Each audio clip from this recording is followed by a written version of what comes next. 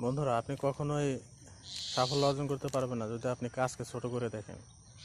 কাজ যেমনই হোক, আপনার কাজকে সবসময় সম্মান করতে হবে। এই দেখেন, আমি কালকে বাড়িতে আসছি, বাড়িতে এসে কিন্তু বাবার কাজে সাহায্য করতেছি, ধান কাটতেছি। এই যে দেখেন।